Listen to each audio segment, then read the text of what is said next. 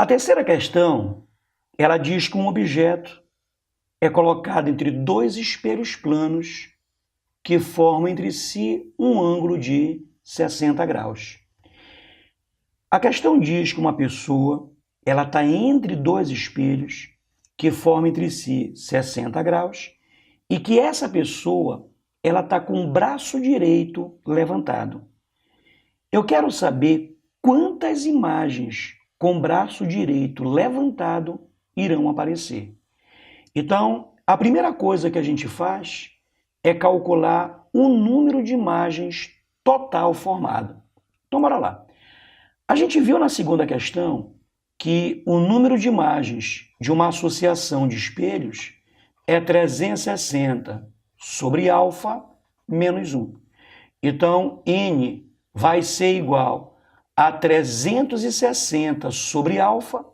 Alfa é o ângulo entre os espelhos, que vale 60 menos 1. Então, daqui você tira que N vai ser igual a 36 por 6 é 6 menos 1. Então, vão aparecer um total de 5 imagens. Mas vejamos aqui. Eu vou colocar um caso genérico aqui, ó.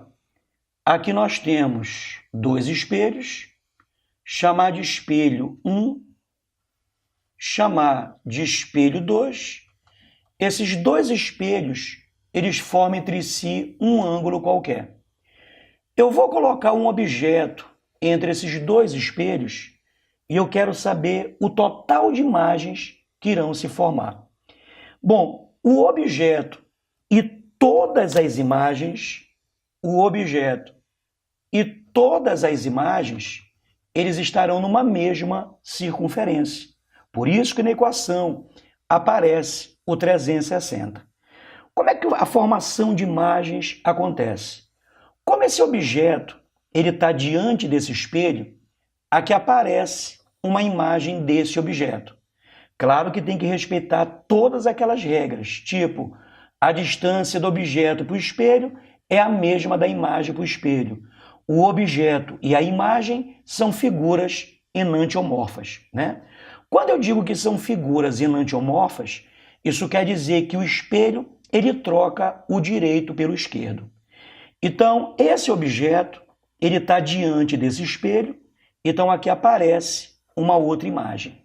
Então, veja, essa imagem aqui, ela é enantiomorfa. Essa imagem aqui, ela é enantiomorfa. Porque no espelho plano, o objeto e a imagem são figuras enantiomorfas, né? Elas são invertidas lateralmente. Para esse objeto, já acabou. Esse objeto ele só produz essas duas imagens.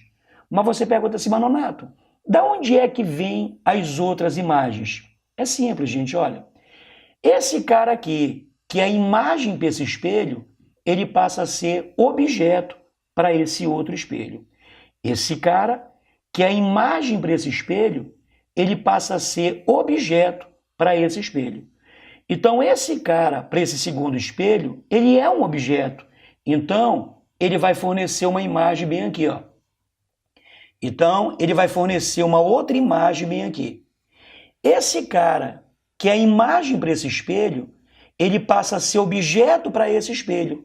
Então, ele vai fornecer uma outra imagem aqui, ó. Tá aqui a outra imagem. Veja, quem produziu essa imagem não foi esse cara aqui. Quem produziu essa imagem foi esse cara aqui. Ele é imagem para esse espelho, mas ele é objeto para o segundo. Então, ele fornece uma imagem aqui. Como no espelho plano, o objeto e a imagem são figuras enantiomorfas, então essa imagem ela é enantiomorfa a essa imagem aqui. Mas essa imagem ela já é enantiomorfa do objeto. Então essa imagem vai ser enantiomorfa de uma coisa que é enantiomorfa. Então ela acaba sendo direita. Então essa imagem ela é direita. Da mesma maneira, quem produziu essa imagem aqui foi esse cara. Como esse cara é enantiomorfo ao objeto, essa imagem vai ser enantiomorfa desse aqui. Enantiomorfa de uma coisa que é enantiomorfa acaba sendo direita. então essa imagem aqui, ela vai ser direita. Então perceba que a coisa, ela vai alternando. As duas primeiras imagens, elas são enantiomorfas, as duas outras, elas são direitas. Se tivesse mais duas, seriam enantiomorfas. Se tivesse mais duas, elas seriam direitas e assim por diante. Então sempre você vai alternando entre enantiomorfa e direita.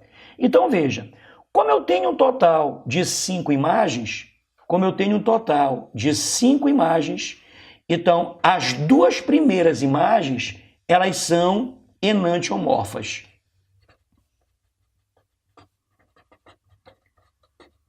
As duas outras imagens, elas serão direitas. Lembra que vai alternando? Na sequência, se aqui é enantiomorfa que é direita, a próxima sequência é enantiomorfa. Mas como eu tenho 5 imagens e aqui eu já tenho 4, então sobra uma. Essa única imagem na sequência, ela será enantiomorfa. Bom, mas o que quer dizer isso?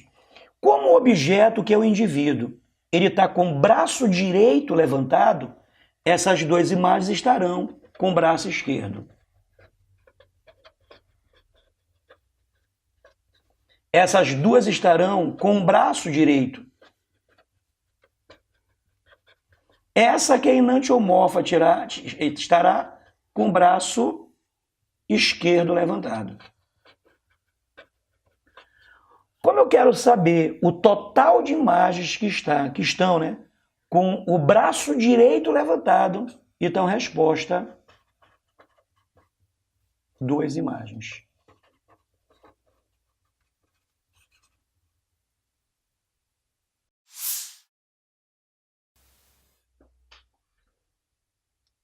Questão de número 4, em 3, 2, 1, gravando.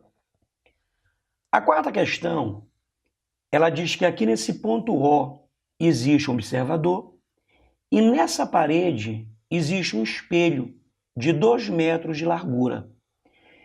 Atrás desse observador, nós temos um ponto e esse ponto, ele se desloca com uma velocidade de 4 metros por segundo. É claro que quando esse observador olhar para esse espelho, ele vai ver a imagem desse ponto. A questão quer saber durante quanto tempo esse observador, olhando para esse espelho, ele verá a imagem desse ponto. Então vamos ver. Existem várias maneiras de você resolver essa questão, mas eu acho mais simples você pedir para a imagem desse observador resolver essa questão. É claro que quando você pede para a imagem do observador resolver a questão, você está usando a ideia de campo visual. Então vejamos, como o observador ele está a 3 metros desse espelho, a imagem dele aparece bem aqui, ó, chamar essa imagem de olhinha. E para eu determinar o chamado campo visual, basta eu sair do olho da imagem do observador e traçar 2 retas de tal modo que essas 2 retas elas contornem esse espelho. E quando essas 2 retas elas contornam esse espelho, essa região bem aqui, ó, que é a que me interessa, que é a região compreendida no campo visual desse espelho para esse observador. Então a primeira coisa que eu faço é calcular esse lado aqui, chamar esse lado de ΔS. Então veja, eu tenho 2 triângulos. Como eu tenho um triângulo menor dentro de um triângulo maior e por questões de simetria, esses 2 triângulos são semelhantes.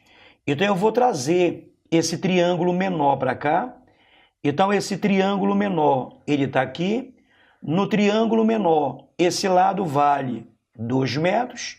No triângulo menor, essa distância aqui vale 3 metros. Por que 3?